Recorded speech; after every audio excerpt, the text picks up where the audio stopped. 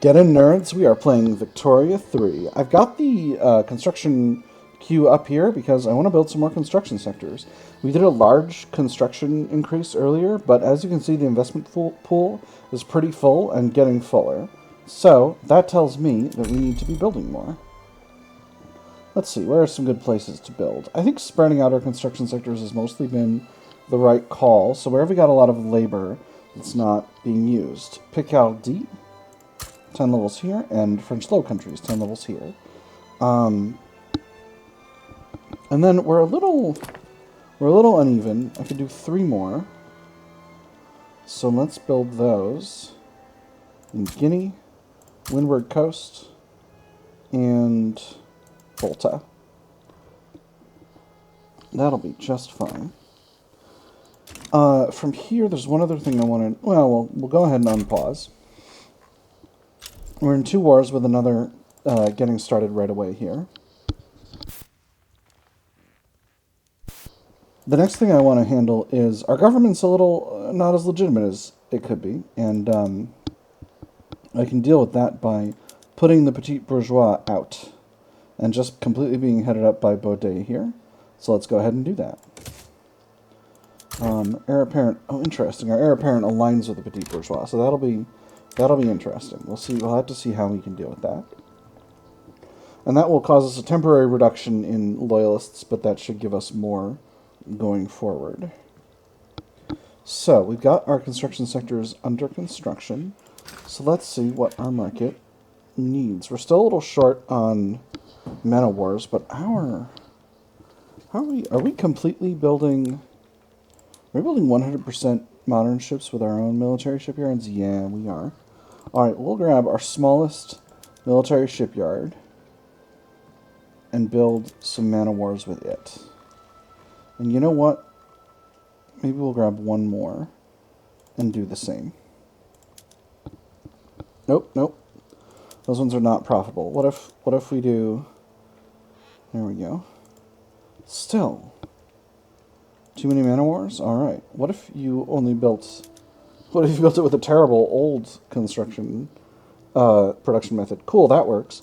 No, I'm just kidding. That's ridiculous. Just build it with a new one. I don't know if that's perfect, but it is what it is. Alright, now that's sorted. We still need more automobiles. Still need more tanks. How are we with planes, though? Nothing buys tanks except for barracks. Yes, okay. And with planes, those are only barracks and naval bases. In fact, it's mostly naval bases. Let's go ahead and build a few more carriers into our fleets to make sure that those naval bases are getting are using those our excess of airplanes. So 3rd French Fleet. Let's build 10. We got 60, 30 heavy ships. Yeah, let's build 10 more carriers. One of our scout cruisers is not hiring right now. In Brittany. I feel confident that that will sort itself out eventually. So I'm not going to worry about it. Carriers, we'll build these in 5 in Languedoc and 5 in Aquitaine. And then Mediterranean Squadron, let's do the same.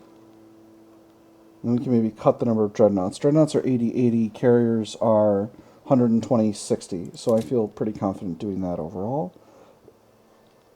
We'll do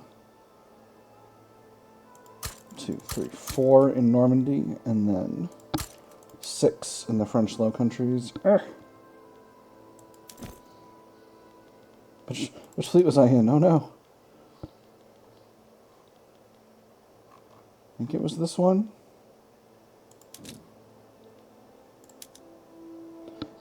Gosh darn it, I keep clicking the wrong, that little... We're going to get in real close here. There we go, got there. I did the thing I wished to do. Perfect. And then Escadre du Nord, this is my raiding fleet. And we are pretty much perfectly balanced? No, we're quite short. Alright, we can definitely afford more carriers in here. So we'll build them in the same places. Actually, we'll build some in Picardy, just to make sure that works out. So, what else is needed? And that will increase the tank supply by increasing the price of airplanes. So what else is needed in our customs union? We are a little bit short on electrics, a little bit short on radios and phones. We're still short on silk. We're exporting, actually not that much. It's almost all being used, 90% of it is over 90% is being used by our own textile mills. That's wild. Can we max out silk production? Is there any more that we can actually do? Well, it would help if I could find it. But apparently I've just decided to be a big, dumb, stupid pants and not... Here we go. Yeah, those are productive. Alright, no, we are fully maxed out in Rhône and Provence, unless we downsize existing agricultural industry in these areas. How much arable land? We got 60 arable land in Provence, of which we are using 41 for silk plantations. These cotton plantations are actually profitable. The vineyards are as well as the wheat farms. Alright, so that's not going to help anything. Ooh, but are the livestock ranches? There are none. There is one, and it is not productive. So we'll cut that, and we'll add a silk plantation. And then in Rhône... Sorry, let me just check the proletarian revolt happening in Bundeli. I don't think that's going to affect me any. Religious revolt in Azal. Where are you? You're a state that I can't reach, so doesn't matter. Harsh, but ultimately fair. We got a totally unproductive livestock ranch in Rhône as well. We'll replace that with a silk plantation. And then let's look at our other businesses. Farms are moderately productive, vineyards are moderately productive, cotton plantations are moderately productive. So not super worried about that as a whole. And that's the only way we can put out more silk. We're about to win our war against the Hawaiian Peasant Revolt. So, what else? So that's all I can do for silk in my market at this point, without taking more territory that's silk producing. Which I could do, but that's kind of a longer term commitment. Next we'll do the electrics. We need a bunch more of these. So let's go ahead and build them. Let me see. We got a lot of levels in French Low Countries. Let's go ahead and load an additional 20 in here. That's going to cost us some infrastructure, so we'll put... We're a little short on convoys, so we'll do it with ports. Let me see, we're getting 10 infrastructure per port. We'll do... There's our radical Selangor. We'll do 5 levels. That'll produce 50 infrastructure, and that will be exactly... not exactly as much as we need, but a perfectly reasonable amount in context. We are having another revolt in Honduras, a communist revolt. We will mobilize the Army of Latin America to sort out the problem. Happily, they're revolting in the inland areas, so... Or no. Oh, right. I have access across these areas because I have a bunch of protectorates and puppet states here. Wonderful. 1 billion out of 10.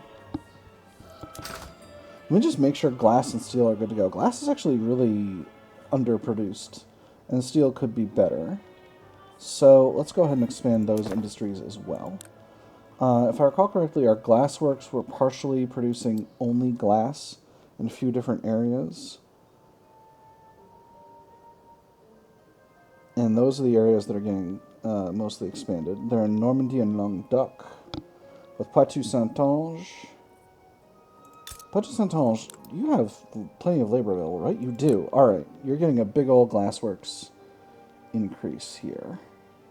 20 levels. And then it's going to take up 40 infrastructure, of which you have 140 available, so that's just fine. And then steel mills are still extremely productive. I went to the open hearth process when it originally became available because I knew we were going to need a lot of steel eventually. Interestingly, we got very productive steel mills in North Africa, but a lot of them can't hire. We'll go with the ones in... Where's Rhône? Rhône is over here. Do we have labor available in Rhône? Not really. Alright, so improving... Well... On the other hand, adding steel mills here would increase the amount of immigration pull, but it would take a while for it to affect the market. I still think it's worth it. We'll throw 10 levels in here, and we got the infrastructure for it. And then maybe also somewhere with some population, like Auvergne-Limousin. Alright, we have steel mills here already. We'll throw 20 levels in, and there's just about enough infrastructure for that. But just to be on the safe side, we'll increase the size of the railways over there as well.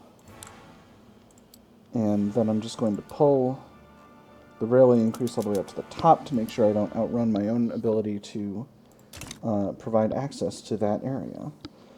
And I think now, at last, we are ready to increase the game speed. We have a righteous government now, which means we're getting a huge number of loyalists every month. By the way, the population in France has exploded, mostly due to high immigration. We have a huge incorporated population and a solid unincorporated population. We are the third largest country in the world after India and China. We're closing in on India, though, which is really impressive. I'm actually super duper pleased with how that's going. Italy, are you still considering me a rival? You are. Am I considering you a rival? Yes, I am. All right. What about Spain?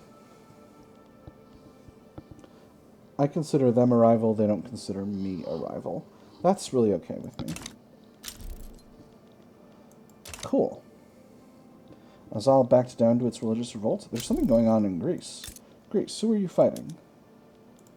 You're fighting a communist revolt. I didn't even realize. Do I not have an interest over here? I've got interests everywhere in the world, right? Essentially? Yes. I've got a protectorate or territory in almost all of these zones. So that's going to translate to me having an interest. Tidor is rebellious. Let's go ahead and improve relations.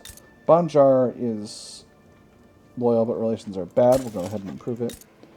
Java is rebellious. We'll go ahead and improve relations. We don't need to keep our influence high because we currently don't have any infamy. And then once this war sorts itself out, then we'll go after Burma. And then we can have everything we could ever want. Oh no, we got one more in Central America. And Brazil is improving relations still. If they keep doing that thing, I might go to war with them just to get them to be quiet. It's harsh, but I think it's a reasonable policy in context. Oh man, I am so glad that our movement for voting is gone because we're increasing in loyalists and decreasing in radicals at a really excellent rate. That's making me feel really good about our overall prospects. We've got plenty of bureaucracy to soak any additional trade that we should need. However, with that having been said, I think I want to do another increase in the construction sectors. We'll do another 20 levels. I think anywhere where we've got a really good chunk of labor available. Like Aquitaine. I'm trying to build up Occitania and not just only build up northern France here. Ooh, Ukrainians are moving in. Wonderful.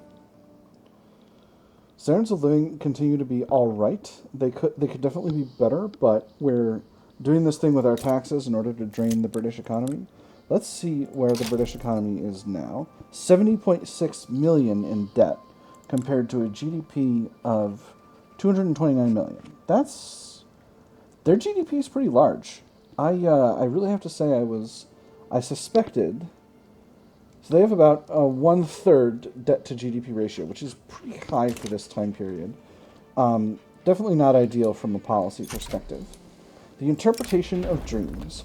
A respectable doctor from the University of Provence. Ooh, there's paved roads. Yeah, enjoy those two soundtracks together.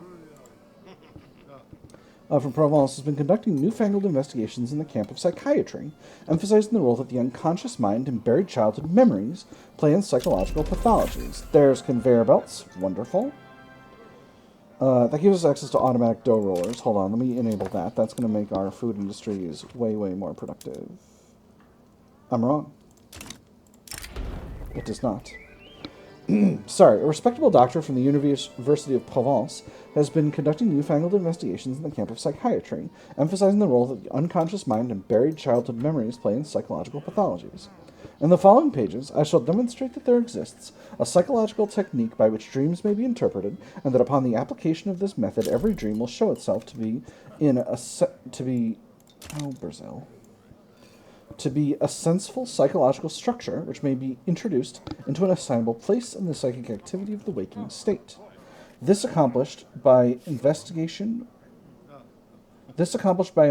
will terminate as it will reach the point where the problem of the dream meets broader problems, the solution of which must be attempted through other material.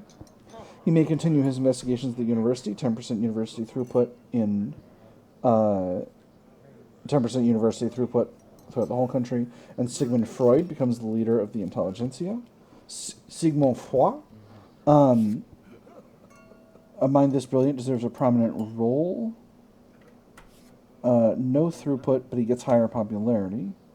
He gets high popularity with both of these. Or, this sounds highly unconvincing. Intelligentsia gets rejected psychoanalysis, Catholic Church gets happy. Do the intelligentsia concern me at this point? They do. They're currently headed up by an enlightened royalist. Actually, this sounds unconvincing. I like having an enlightened royalist in charge of things over there. Well, gosh darn it. We're having another uprising here when I'm trying to get to... I've been saying for like 3 episodes I'm going to get Burma into my customs union, and it hasn't happened. And I'm pretty peeved. Pretty peeved about it. What country is this?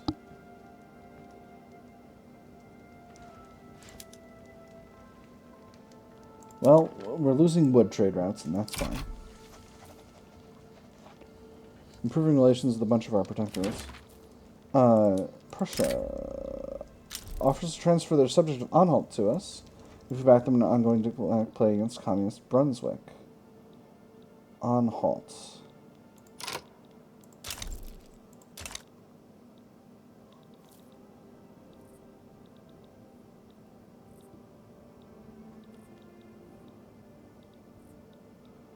Accept. I will assist. I will send the army of West Africa to assist you against the vile communist menace in Anhalt. Alright, so we're entering 2 minor wars here. War Sangali offers us their support in exchange for us owing... No. Certainly don't need that. Hey, either of you want to be a subject? No. That's alright. Or Sangali can have a fight. You really know there ain't no afterlife, laughing halfway through the traffic light. That's prof there. Let me go ahead and pull my construction sector increase up to the top of the queue.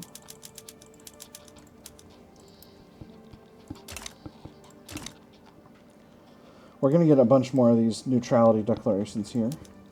We've got a revolt in Isak.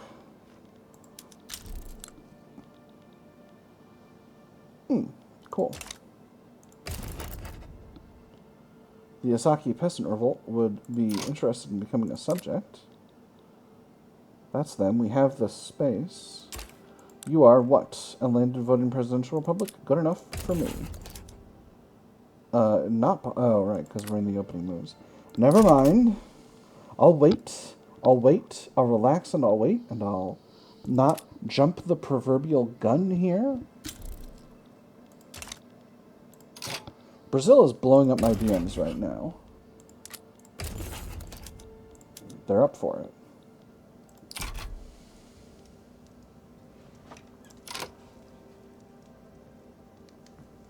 Perfect. Alright, and then we'll just grab the Army of Latin America, put them on one front, and then we'll grab the Second Army of Indonesia, and we'll put them on the other front. And that'll be just fine. Now I'll make sure we've got both fronts covered and we don't suffer from any kind of front-related chicanery.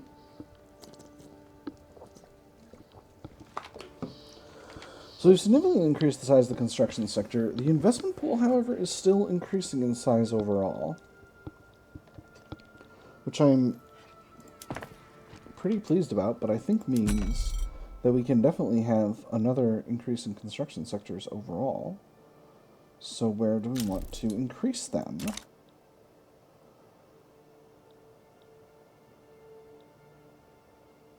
Auvergne-Limousin, definitely.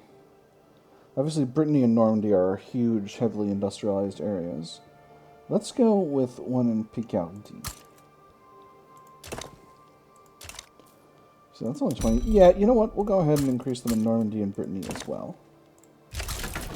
2 arms. And then we'll go ahead and grab those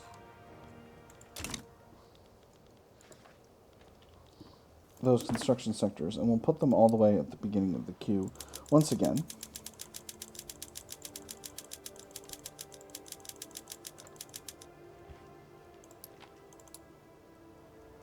Perfect. And that'll be everything we need.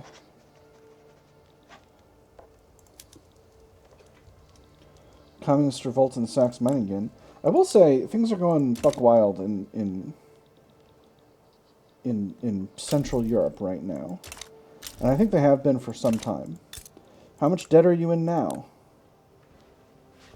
Almost 80,000. Heck yes. Let's take a look at their domestic. They've still got quite a bit of institutions. Actually, I'm not colonizing anything anymore. I completely forgot about this. I'm not colonizing, so I could just pull colonial affairs all the way down.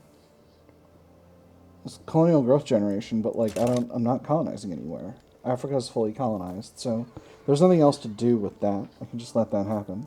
Wow, we finished those construction sectors really, really fast. So how does our market look now? Still short on cars, still a little short on electrics. So let's go ahead and increase our electrics industries some more. And we'll build up some motor industries. That can definitely be of use. So where do we have some good... They're not profitable in French Low Countries. I'm not sure why. Oh, they don't have the electricity. I need to do a pass for power plants to make sure that we're... Oh my gosh, private sector is building 8 power plants in here.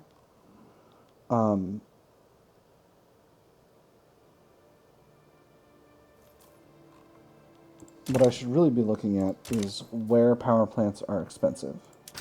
For that, I need the market. Or because where electricity is expensive. That's what I need the market for. So I need a big increase in Languedoc of 300, so that's 3 levels with coal power. I need 4 in Auvergne-Limousin, 4 in Menajou, and 2 in Brittany. So 2 in Brittany, 4 each in Auvergne-Limousin and Menajou, and 3 in Languedoc.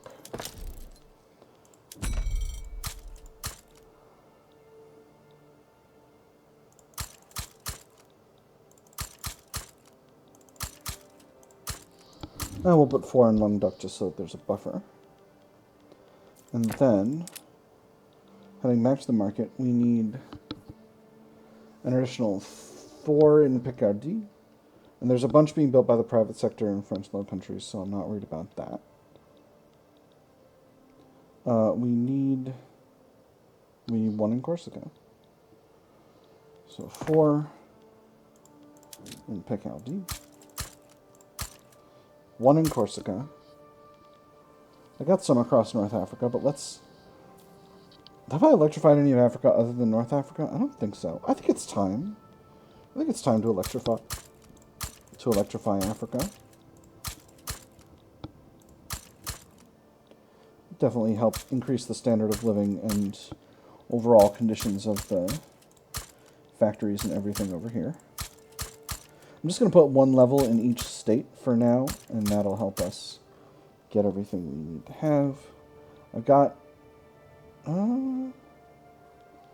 what's the price of electricity look like in Guyane?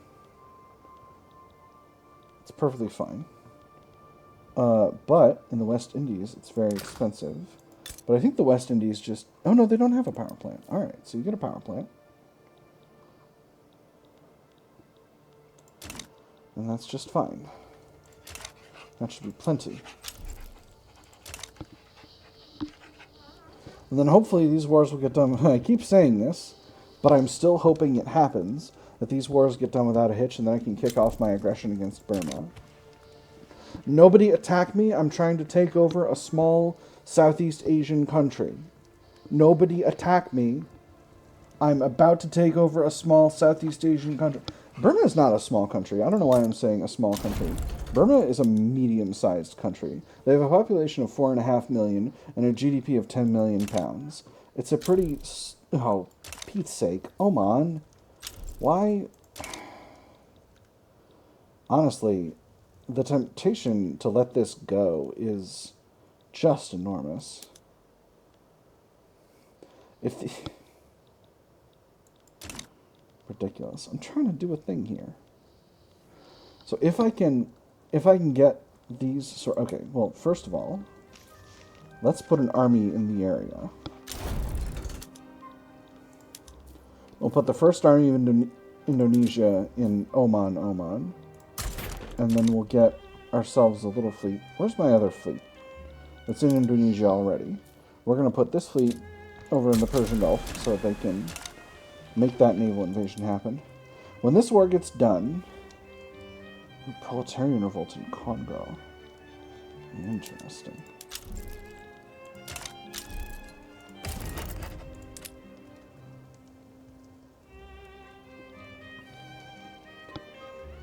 Okay, but hear me out. I'm going to get a little bit more sidetracked. Okay, neither of them is interested in becoming a subject. Alright. It's fine. It's fine. It's fine. So I think if I can finish this, I can kick off my aggression in Burma and be okay. I think. If I can just get this finished before this kicks off, which will be before the end of the week. Perfect. Brazil, you are annihilating the integrity of my direct messages right now. Alright, perfect. You're going to be a protectorate, 20.7 infamy, I don't care. Perfect. Alright, so that is that set off. I've now got a bunch of infamy, so I can afford to relax for a bit. What kind of army does Burma have? It's got 39, it's got a maximum of 60 battalions. Let's see, we have line infantry and mobile artillery. It's got an essentially Napoleonic army with very little artillery. I think I might be able to do it with one of my small armies. But there's no reason to risk it. I want this biscuit real bad. So we'll mobilize the army of North Africa. We'll station them in Siam. And then as soon as the invasion of Oman is complete, we'll kick that off. How's the market looking now? Market's looking good overall. Let me look at the price of transport in Africa and make sure that we're not... Oh, actually, we are over in quite a few different areas. So kind of all along the coast except for eastern Mali. And, of course, Ashanti is our protectorate, so they don't... Okay, I can't do anything about that right now. But all over here... Oh, Segu is not part of me either.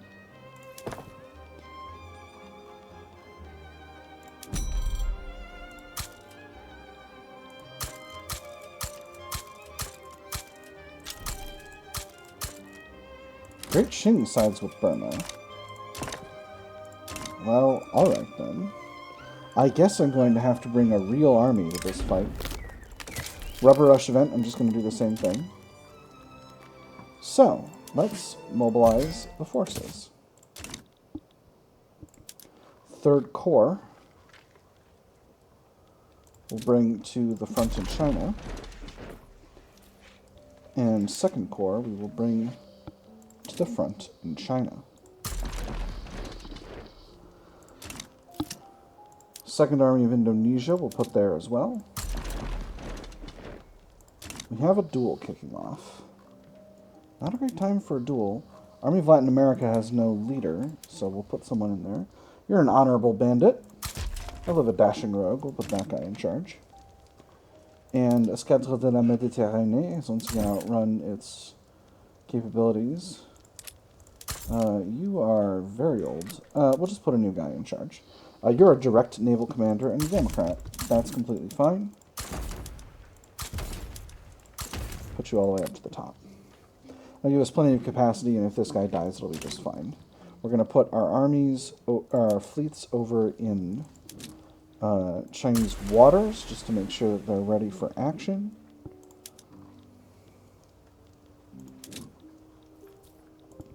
It's a shame, China. I spent a long time improving relations with you. Let's go ahead and get the Army of Latin America and the Army of West Africa on the main front as well. Just to make sure all those go down without a hitch and we don't end up with a weird situation over there on the Vietnam front. There's the Omani Peasant Revolt. I'll grab our other fleet. We'll do a quick naval invasion with the First Army of Indonesia, who's over there. Brazil, you're really blowing up my DMs right now.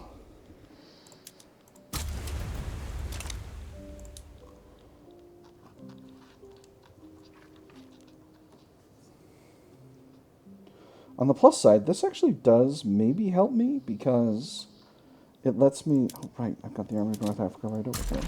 Because it lets me do a ground invasion over there rather than a naval invasion. All right. Invasion of Oman is complete. So we can grab our other fleet and place it over here. Belungan Proletarian Revolt. Popping off. Let's grab the Second Army of Indonesia and divert them over there. Most of our armies are getting to the front with China now. The duel is still trying to kick off. The diplomatic play is not close to beginning, so we'll do that. Alexis de Gramont has challenged Denis Pensant to a duel to the death. These guys are both generals. They're both pretty decent dudes. I'm going to stop it. They'll both be salty about it, but that's okay. Force comparisons are looking very good here. And when this army gets to the front, force comparisons are looking even better. Perfect. Alright, so I am not at all concerned about this. China has an overwhelming abundance of force they can bring to bear on us, but on the other hand, I don't really... Their army, I think, is technologically pretty backwards, so... Oh my goodness. There's a communist revolt happening in Austria. Well, this does complicate matters somewhat.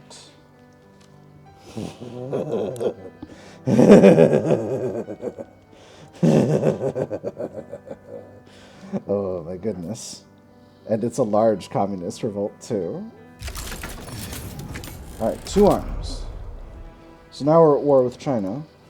Our market has been messed up in some ways, but let me just see.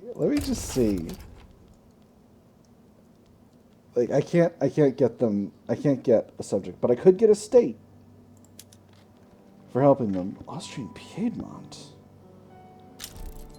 Interesting. Austrian Moluccas, Austrian Montenegro.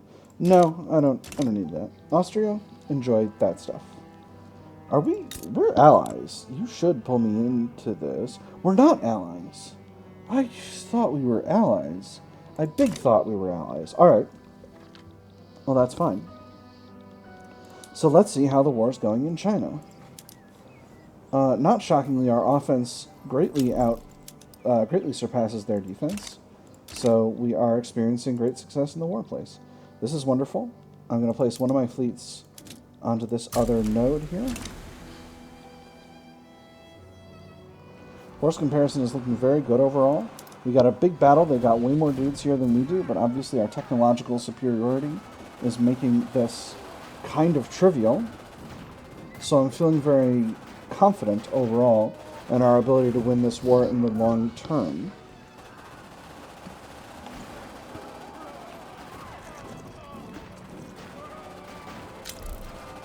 Come on, run away. Run away. I dare you. I've been pronouncing that area that just came up on that nade for a while, but one of my friends just alerted me that it might actually be called Nejid, which does make a lot of sense, truth be told.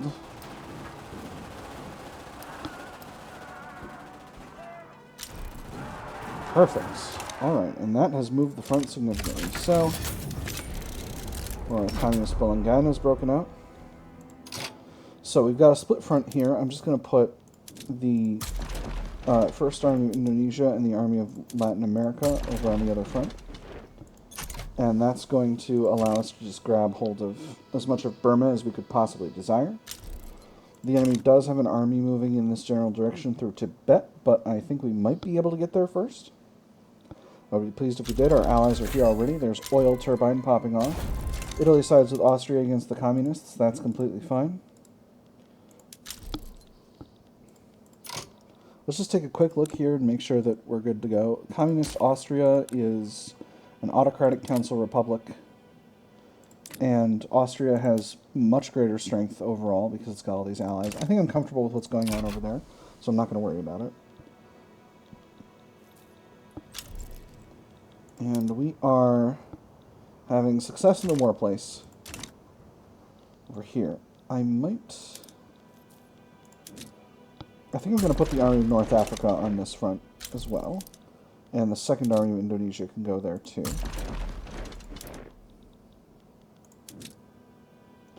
Perfect.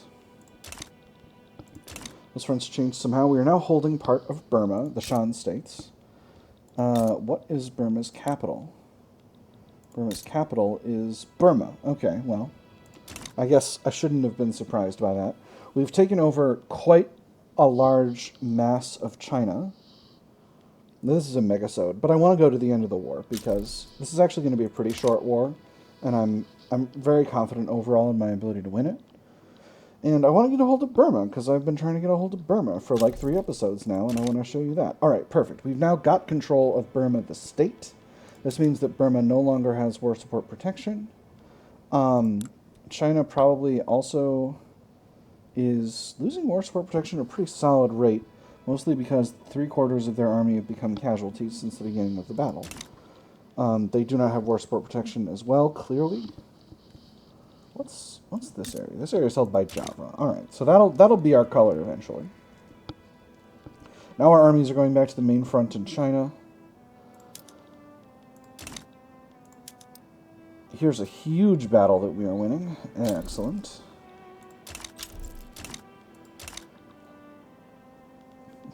A lot of front shifting around.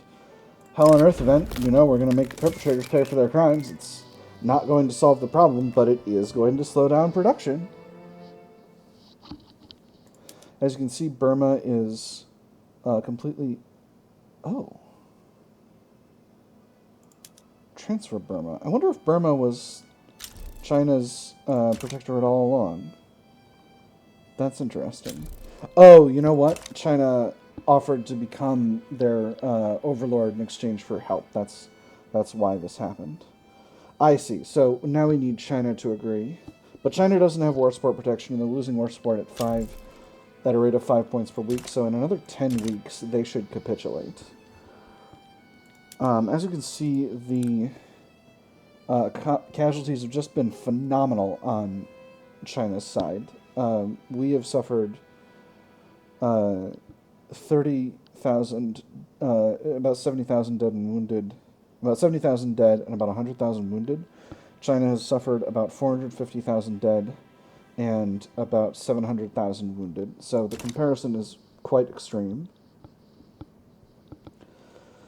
Burma is now at negative 100 war support, but because China still has war support, and China is one of the primary war participants, we cannot now piece Burma out. That is a new change as a result of the current patch that we've encountered in a couple of different circumstances.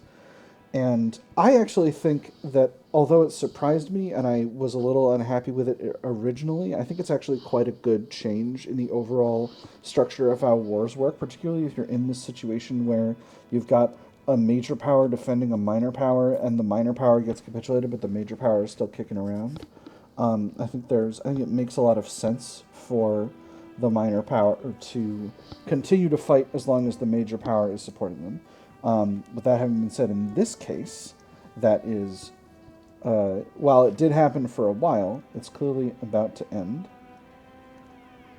and I'm feeling pretty confident overall in our ability to secure a solid peace. All right, here we go. So now their desire to capitulate is much higher. Now they're negative war support, so it should only be a couple more weeks, and then we'll be able to finally get Burma. And then we'll probably do a round of autonomy reductions, just to make sure that we can get our colors all over the world. Perfect. Alright, so we have a bunch of countries. Do I still have a peace with you? I do, for another 27 months. Oh, that's right. That was only an episode ago. So I shouldn't rush here. As we've seen, there's a war kicking off in Austria. It looks like the government is winning against the communists. So that's just fine. Protectorates. We've got Anhalt. We just got them. That's fine. Banjar, we just got them. Burma, we just got them. Costa Rica. Oh, Costa Rica. Hey. How would you like to be a dominion? They will accept. Perfect. What about Guatemala? You're not actually my protectorate. I just wanted you to be my protectorate. Actually, I do have the capability to do that right now. So let's slow down the game just a hair and see who else we want to reduce the autonomy of before we go ahead with doing that. Here's Tidor. Here's Tahiti. Tahiti is a protectorate. Tahiti, you have a GDP of 606,000. You should be my color. They will accept for 0.5 infamy. Who else? There's Java. Java we got through a war, so we can reduce their autonomy. They might accept. Alright, well I don't want to play BS and games around that right now. Let's see, who else? Uruguay, we got them in a war. Let's go ahead and reduce their autonomy. They will accept.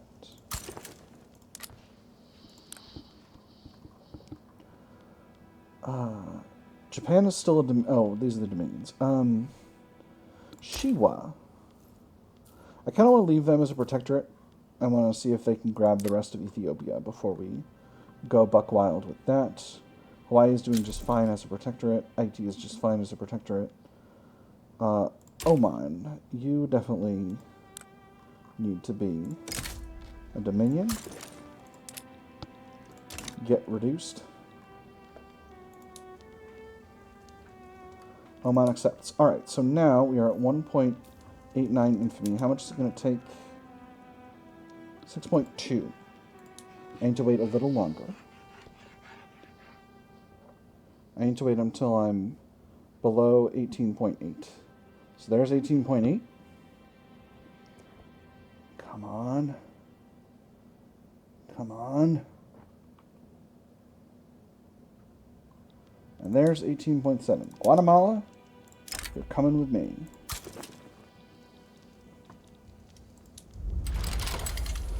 Whew.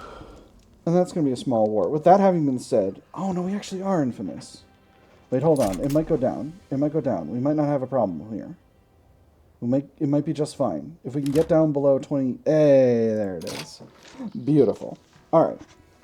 So, we're back to reputable, and that's just fine. I'm going to go ahead and grab the Army of Latin America and place them on the front here, because I don't want to make a silly mistake with this. They have 11 battalions, so I'm very confident in my ability to win there. With that having been said, that is all the time we've got for this episode. I have had fun. I hope you all have had fun as well, and I will see you on the other side.